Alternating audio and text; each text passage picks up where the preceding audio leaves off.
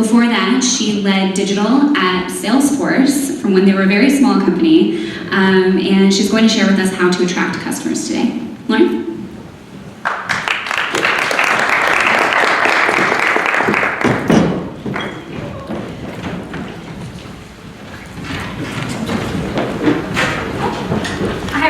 I'm Lauren Vaccarello. Thank you for the introduction and for having me here.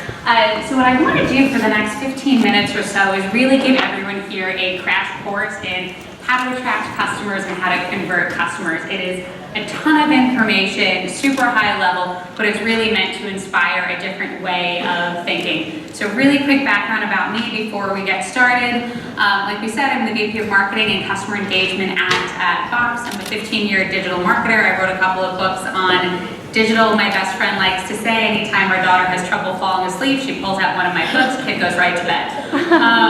So that is my pitch for anyone who has small children. So first thing to do. So I get a lot of people asking me, how do you drive customers? What do you do? What are the tactics? What are the campaigns you run? And before I start with anything, before you go into what do you actually do, the first step, the most important thing you need to do before you actually turn an ad on, send an email out, is figure out who your ideal customer actually is.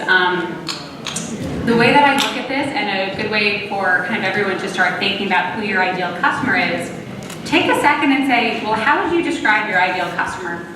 What attributes, what are the things about that person or that company that makes them ideal? So if you are selling to businesses, it's things like, what size company are you selling to? Maybe what industry? How much revenue do they have? Are they in a specific vertical? Are you selling to an IT person? Are you selling to a line of business owner? Are you selling to sales? And I'll give you a good example for this. When I got to Box, I've been at Box about 3 years, we had a lot of time thinking about, well, everyone and anyone can use Box. Box is a content management platform. Everyone can use our product. Individuals can use our product. You can go to small companies. You can sell into HR departments. You can sell into IT. It sounds like this amazing opportunity when you have a product that everyone and anyone can buy. The problem with that is if you are going to sell and market to anyone and everyone, you're probably not doing anything that well, and you're probably actually selling and marketing to no one. So one of the first things we did when I started was say, are we going to sell to consumers, or are we going to focus on the enterprise?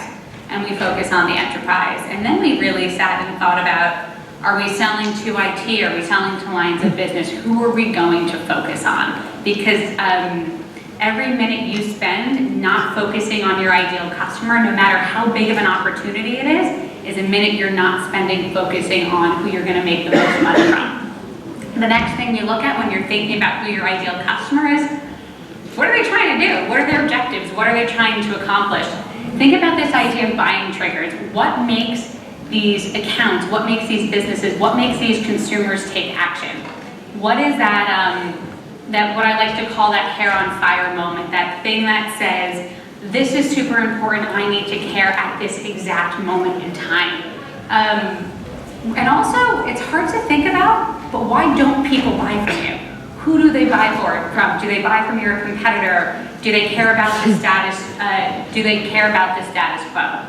One of the most important tips I can give everybody is when you're defining who your ideal customer is, take a minute and think about who can you absolutely not sell to. This sounds like an amazing opportunity, but we are going to consciously say we don't sell to this type of person, to this individual, to this type of company. We're not going to actively go out and do this because it's just going to distract us from our core mission. So once you come up with who your ideal customer is, the next step in creating demand, building out your strategy is, what's that messaging that you need to address their needs? For my quick pop quiz of anybody, does anyone know the chemical formula behind me? Audience participation? Guesses? Create messaging that addresses your customer needs. That is the chemical formula for alcohol, so just figuring out where everyone here is right now. I know it's the middle of the day, but so when you're thinking about this idea of messaging that addresses your customer needs, you hear about this idea of an elevator pitch. What are those 15 words that really describe what your customer needs. So you know who your customer is. This is the industry they're in. Maybe these are behavioral attributes, business attributes. Maybe these are just specific demographics. Great. This is who I care about. This is why they need our product. Come up with your value proposition that aligns exactly to that customer. What are the key things that make your product different from someone else? Is it you're able to get from one location to another faster because you're not picking up across 5 streets, and your key differentiator is actually speed and safety? Know what those differentiators are and focus on, honestly, 3 value drivers. I'm sure there's 100 reasons your product is better than your competitor. Start with 3 and focus there. Then turn that into your positioning statement. What are those 100 words that really articulate who your company is? And at bare minimum, everyone here should know why your company exists. What makes your company the expert? Why do you exist, and why are you better than the people around you, and what problems are you solving for your customer? So you know who your customer is, you create this whole set of messaging that says, I know who my customer is, I know this is the problem that they have, and this is what we're going to call a hair on fire problem. I'm going to steal this from a friend of mine. The best way to articulate what a hair on fire problem is say you have legitimately your hair on fire. The most important thing, if your hair is on fire, you might not care that you're having relationship issues, you're having issues at work, the train is late. None of that matters. The only thing that matters is putting the fire on top of your head out. What is the most important solution for you if your hair is on fire? Probably a hose, maybe a bucket of water. But if someone gives you a brick, you know what? You're probably going to try that brick and bang it over your head to make sure your hair is not on fire anymore. And it's not going to be the most elegant solution, but you know that it solves your biggest problem today. When you're going to market, think about that kind of problem that you're trying to solve, that thing that is such a burning issue that everything else just doesn't matter, and even an imperfect solution is actually worth it. And when you build out your messaging, try to think about what that really important issue is and how you're solving it. So once you come up with your ideal customer, you have your ideal messaging that solves this, oh my gosh, my hair is on fire problem for your customer. The next step is this whole idea of an integrated marketing campaign. And with an integrated campaign, you really want to be everywhere that your customer is. So this is actually an example of a campaign I ran when I was at Salesforce 1,000 years ago at this point, but it was super interesting. So when you're thinking about what you're going to do, how you're going to actually take all this content and put it into market, there's this whole idea of top of funnel, middle of funnel, bottom of funnel. Hopefully you'll get the slides, take a picture. It gives you some just really tactical examples of what's in each. When you're thinking top of funnel, this is going to be things like your content marketing, maybe free trials, social media. This is how do you just let people know your product exists. They may not actively be searching for your product, but you want them to know conceptually it's out there. Your middle of funnel content is going to start thinking through, how do I convert people? How do I convert people today? Good general tricks and tips for you as you're thinking about how do you build your market-facing demand strategy. If you're in an industry that people already know about, you have established competitors, something like paid search is probably a great option for you. If you were redefining an industry, redefining a category, you don't have people actively looking for your niche, your competitors for your industry, paid search probably not a good option for you. It works if people are looking. If no one's looking, it's really not going to deliver a lot. So that's when you're going to think, how do I start to build awareness? How do I get people to know we exist and actually to start looking?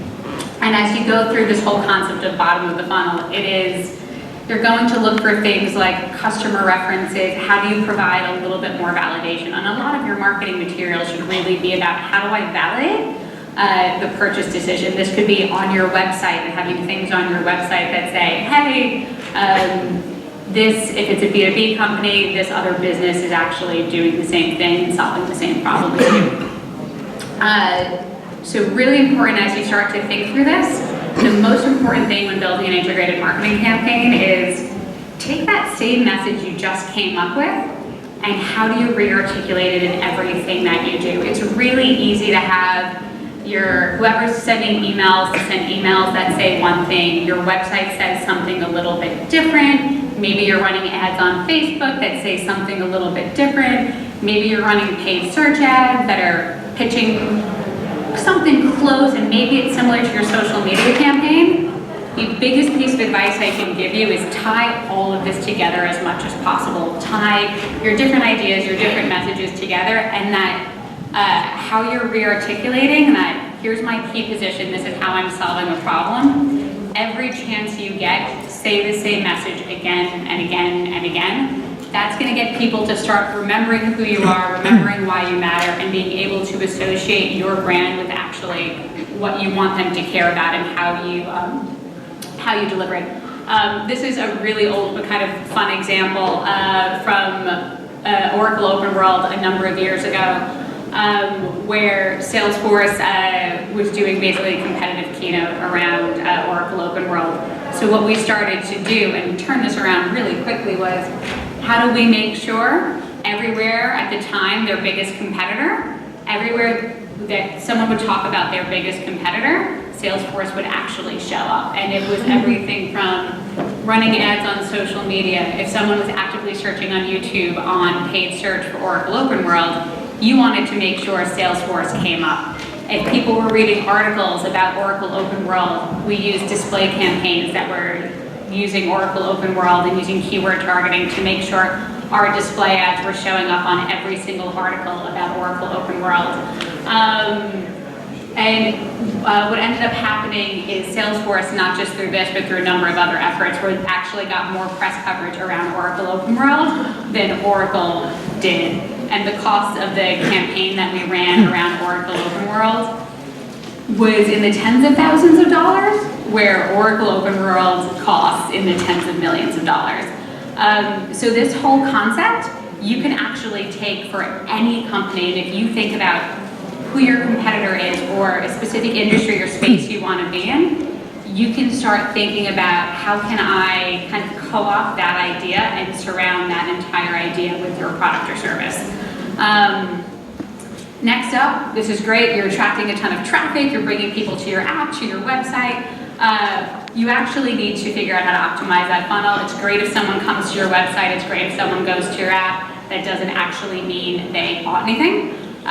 So really high level of how you're thinking through how do you optimize a funnel. Once you get someone to your website, if you are a lead generation website, the most important thing for you to do is get someone to fill out that form and to get a lead. There's a ton of great content on form optimization, lead optimization. Look it up online. I'm happy to send you resources. This could be an hour presentation.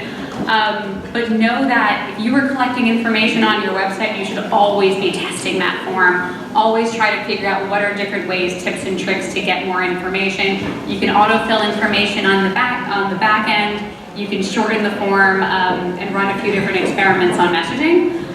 If you are handing leads to a salesperson, they're actually not converting online, make sure the handoff between the lead to the sales team is actually super tight. This is the thing most B2B or lead gen companies miss, is they'll do a ton of great work getting the lead, the handoff to the salesperson won't have information, the salesperson picks up the phone, they have no idea what to talk about, and you just wasted a bunch of money for that lead. So make sure you're coordinating across both sides. And again, if you're working with the sales team, think about how marketing can help close deals. We have a ton of information. What can we do to actually help convert to close? And this really for everybody. And on the B2C side, consumer companies have been doing this for years. It's becoming more and more ubiquitous. Is how do you keep all of your customers and all of your users engaged post-sales to really take this whole idea of maximizing customer lifetime value? So if you are a B2C site, you're converting online, or you are getting someone to sign up for an app and you're going to make money on usage, which is great. More and more businesses are going to this usage-based model. So marketing doesn't stop at the time they download the app, they make the initial purchase.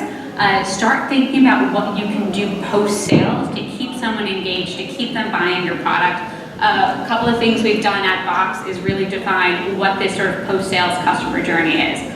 What do we want people to do? What do we want them to know? And how do we proactively go out and really reinforce that information? My one big tip for everyone is while you're smaller, do things that don't scale. And this is really counterintuitive. Don't spend a ton of time setting up infrastructure and setting up really deep best practices. If you are sub $1 million in revenue, you're going to spend more time on it than it's worth. We used to do what we call fake marketing automation. So instead of spending a ton of time building marketing automation when we were super small, it was, can I fake marketing automation emails from the CEO and just do like boomerang to trigger emails? And do that while you're waiting for the kind of long-term system to be in place. So think about the things that you can do that don't scale, that your bigger competitors can't do.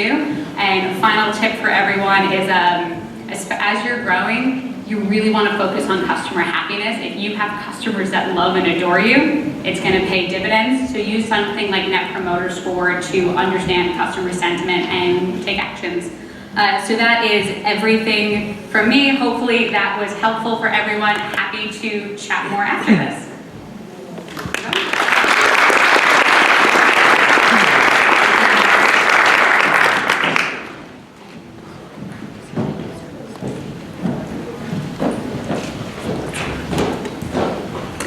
Thank you, Lauren. So the next guest I'm welcoming is Leslie Voorhees Means. She is the co-founder and CEO